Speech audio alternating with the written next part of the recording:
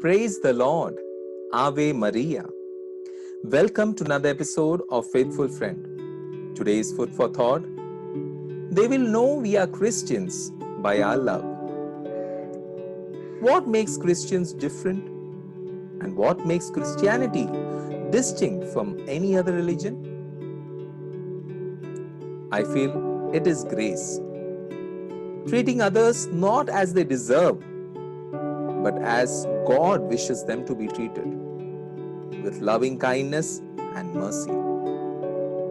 God is good to the unjust as well as the just. His love embraces saints and sinners alike. God seeks our highest good and teaches us to seek the greatest good of others, even those who hate us and abuse us. Our love for others, even those who are ungrateful and selfish towards us, must be marked by the same kindness and mercy which God has shown to us. It is easier to show kindness and mercy when we can expect to benefit from doing so.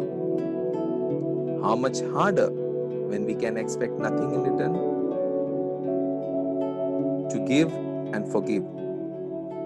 Saint Augustine of Hippo describes Jesus' double precept to give and forgive as two essential wings of prayer. And I quote, "Forgive and you will be forgiven. Give and it will be given to you." These are two wings of prayer on which it flies to God. Pardon the offender what he has committed. Give to the person in need. Let us graciously and fervently perform these two types of almsgiving. That is, giving and forgiving. For we in turn pray the Lord to give us things and not to repay our evils. Bless and do not curse. Our prayer for those who do ill both breaks the power of revenge and releases the power of love to do good in the face of evil. How can we possibly love those who cause us harm or ill will? With God, all things are possible. He gives power and grace to those who believe in and accept the gift of the Holy Spirit. His love conquers all, even our hurts, fears, prejudice, and grief.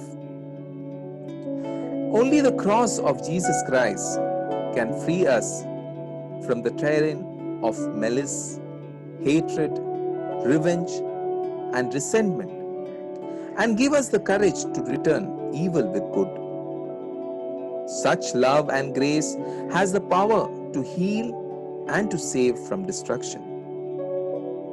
That is why St. Paul the Apostle tells us, who know the love and mercy of Jesus Christ, to bless and not curse, not to take revenge, and to overcome evil with good.